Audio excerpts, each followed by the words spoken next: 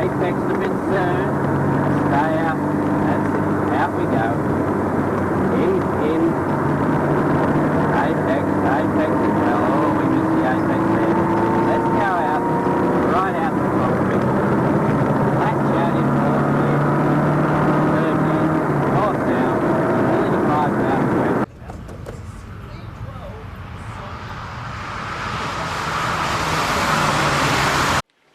Well, welcome to another episode of repairs to this poor old Triumph 2500 Mark 1.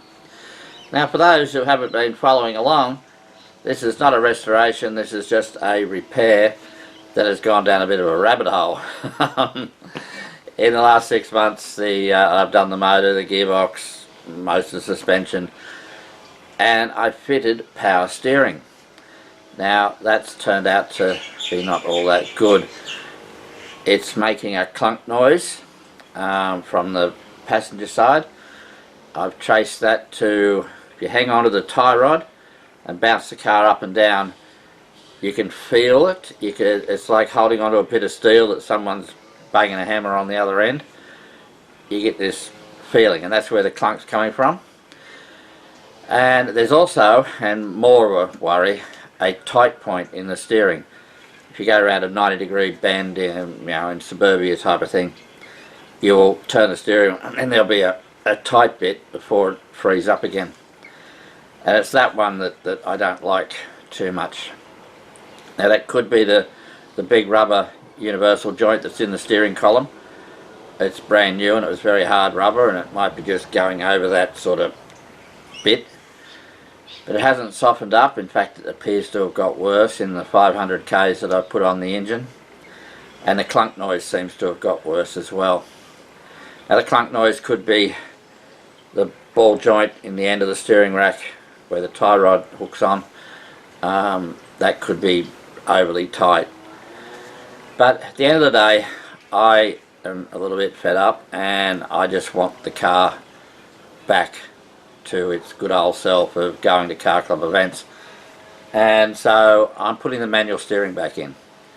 I know that's perhaps a backward step, but I'll put the manual steering back in and hopefully that'll fix all the problems. The car will then be usable, and I'll worry about the power steering another time. It is a bit of a job, but I think I just want to get the car back on the road. So let's get on with that, and the first job, of course, whenever you work on this car, is to pull the sump guard off. So let's get on with that.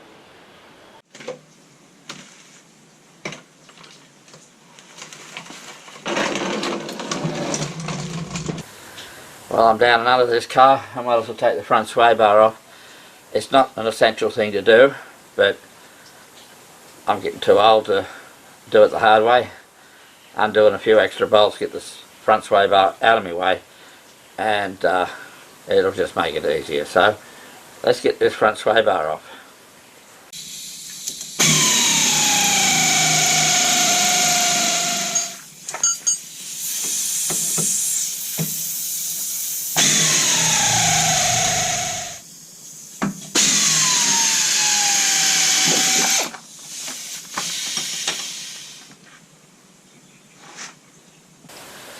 Well, that's the front sway bar off. Things come off a lot easier than they go on. Alright, let's get on with the next job. Alright, let's try and get this power steering pump off.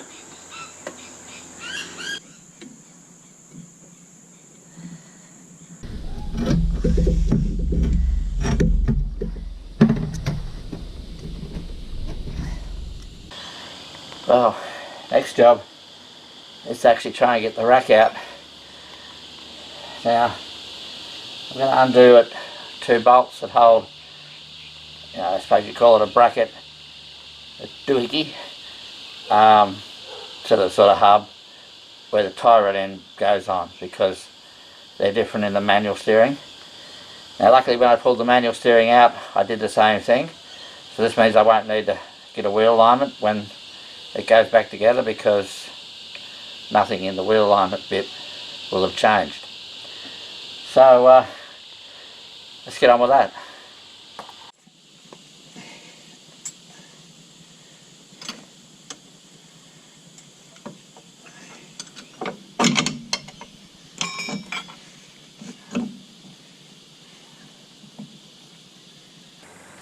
Alright, the doohickeys that hold the steering to the hub assembly are undone, and I've undone the bolt that goes through where there's a uni joint and shaft that goes up to the steering column.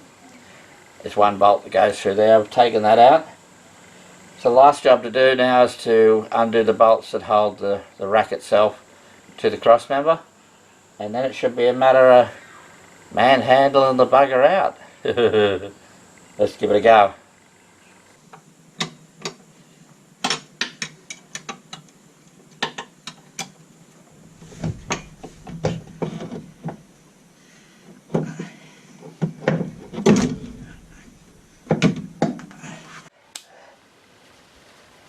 Well, that's the power steering rack out.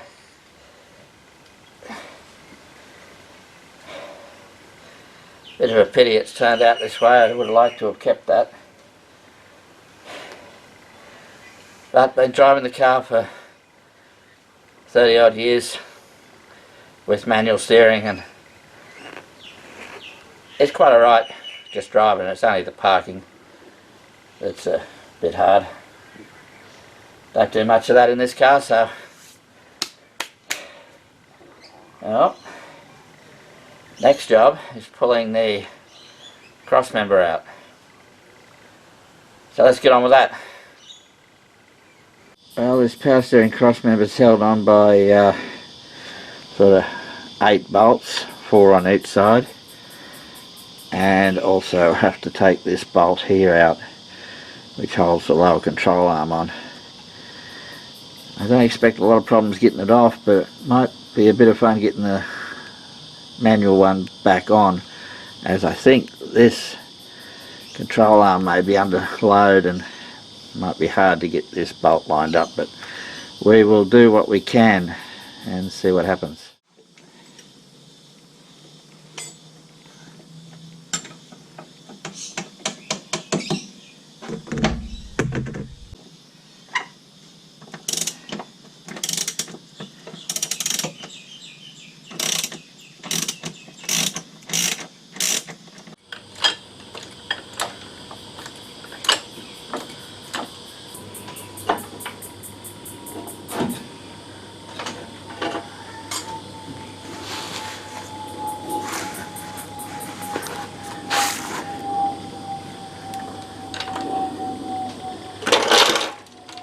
Well, that's the cross member out.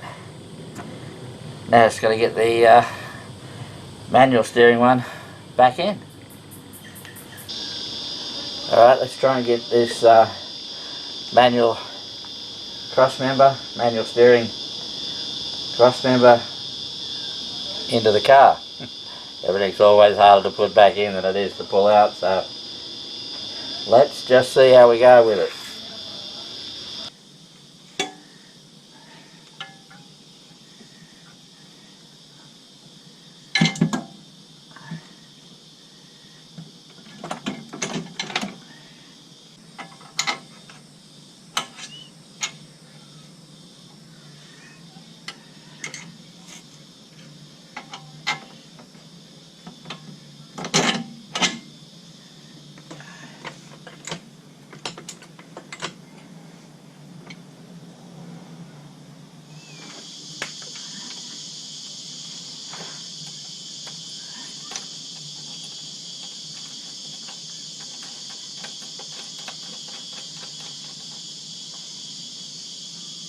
Well, that is the manual steering cross member back on the car. Next job, get the steering rack on. So let's get on with that.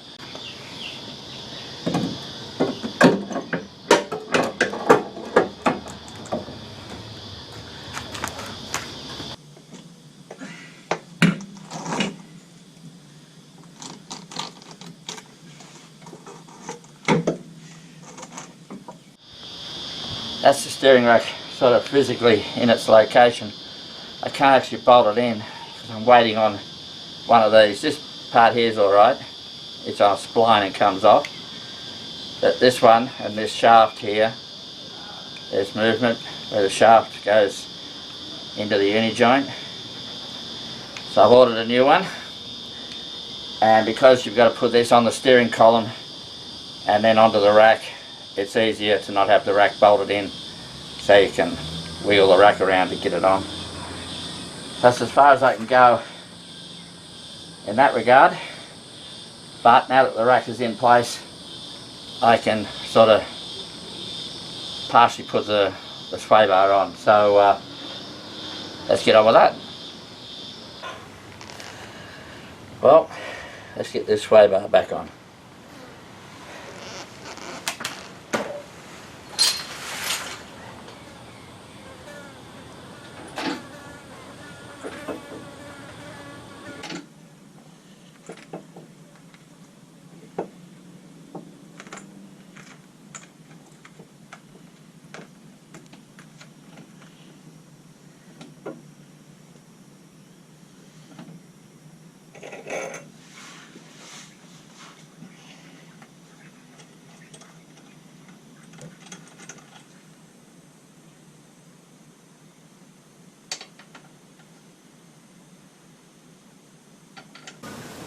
Well, that's the front sway bar back on.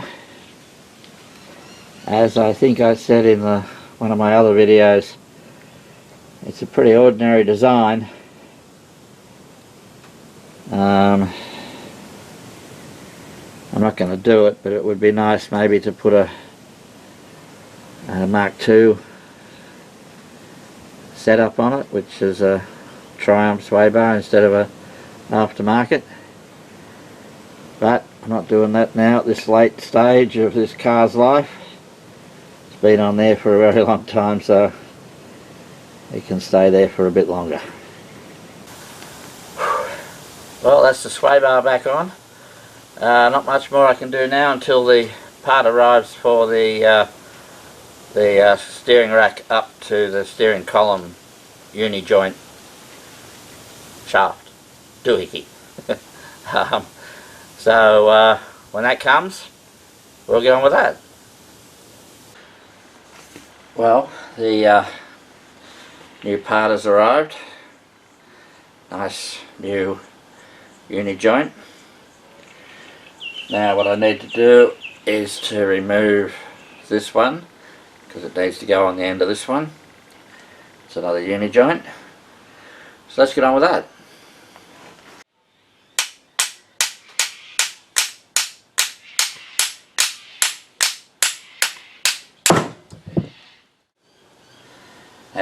There's a flat surface where the bolt goes through. Needs to line up with the hole here. So do our best to do that.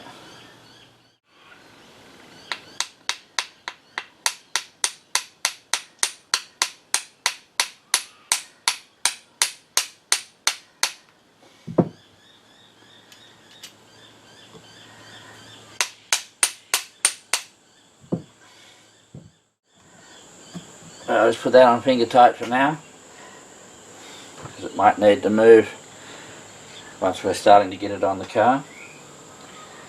And well, that's the next job. We need to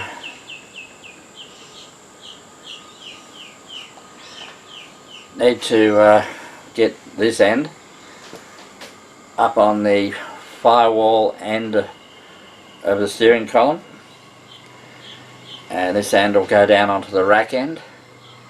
Now the rack is in the car, but it sort of I can move it around a bit, because you need to move it away in order to push it on there. Now these are remanufactured parts, and it's unbelievably fantastic that you can buy parts for an ancient old car like this. But the original parts, I'm not sure on the 2500, my memory's not working, but certainly on the dolly, this part of the shaft here was machined down further. So what you could do is push this down way past where it would normally sit, move it on to where it's got to then go up onto the either the rack or the firewall end, and then push it up. So there was no removing of racks or making, you know, because now you can't do that. You put that on the firewall end. If the rack was in place, you wouldn't be able to get it on here. You need to be able to move the rack away in order to then push the rack up onto this. But like I said, it's brilliant to be able to get these parts anyway. Now I'm pretty sure also that the original ones were welded here, and these ones are some sort of jam fit, and that's what's happened to the one, because that's not all that old. The jam fit part has come dodgy. Now if I had been Triumph and I was making this part here and this part here are, for all intents and purposes, the same thing. Now why on earth didn't British Leyland, or whatever they were at the time, make 1 million of these uni joints? Because I'm pretty sure they're the same on just about everything, or similar. And instead of having this a jam fit on here, have a spline on the end of this shaft, so that you could have both uni joints, both ends. You're still only making two parts, the uni joints and a shaft with splines on it. But then that shaft with splines on it is the only variable part for dollies, sevens, you name it. And then you'd only have one wearing part, the uni joints. This shaft would be only for rare occasions. I've never buggered a spline, so that would have made more. No wonder they went broke. Alright, let's get on with what's going to be the hard bit of getting this on the car. Well, down in here is where I'm going to get this shaft, and on the end of the steering rack down there. Alrighty, let's try and get this on. It's again, it's got a line up where the bolt goes through and a flat bit on the steering column.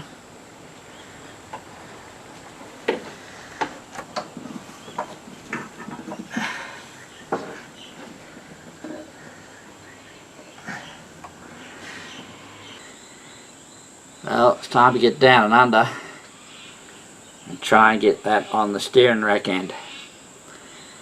Now I've done this a number of times over the years, but it's always a hard job. Sometimes it just does it, other times doesn't want to know.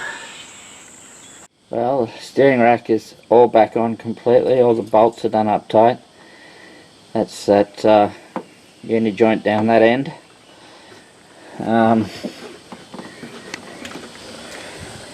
Can't really see the uni joint this end, but it's on. Down in under here, the rack is all done up tight. These sort of U-bolts that hold the steering rack on is not a great thing, but there's extra washers here. That's to get, these are old U-bolts, the thread down there is still alright, but it just looked a bit dodgy, so I've packed it away so that the nut is on good thread. So So everything's back together and it's time to put the sump guard on.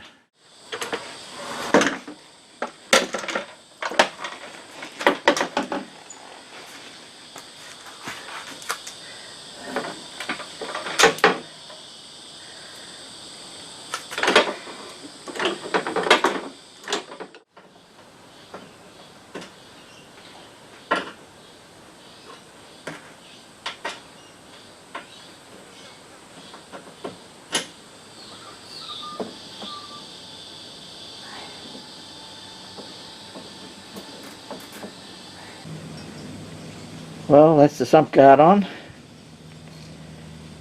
All we're going to do now is put some wheels on it, drop it on the ground, take it for a test drive, cross the fingers and hope all is well.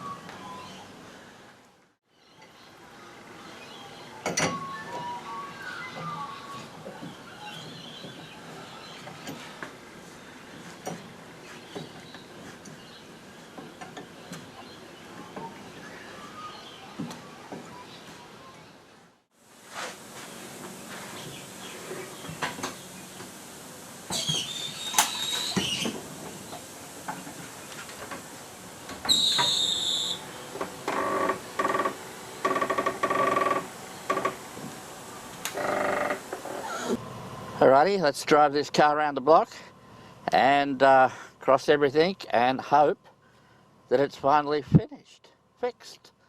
Oh joy, oh happiness.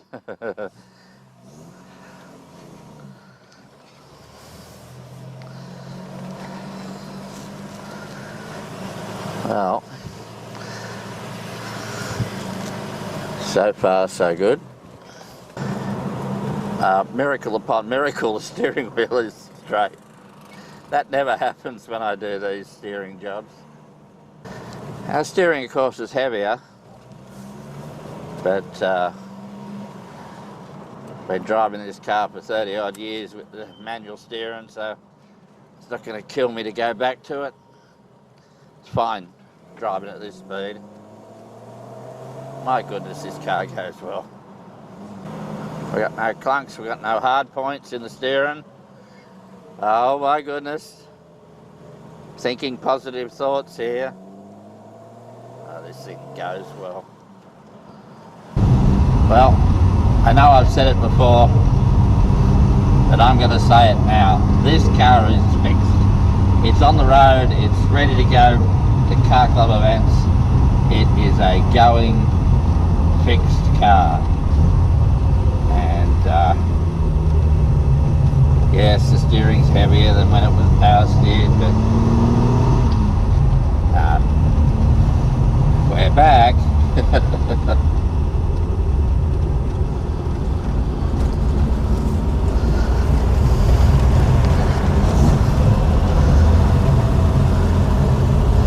Well, that brings us to the end of this episode. Tune in, same duck time, same duck channel, for more mechanical mayhem on this poor old Triumph 2500 Mark 1. When you'll, well, hang on, this may well be the final, because it's done and dusted, it's finished. You know, what can I say? Tell him he's dreaming. He's living in cloud cuckoo land if he thinks this car won't require more work at some point. It is a Triumph. Yeah, alright, I know, it's a Triumph. Bye for now.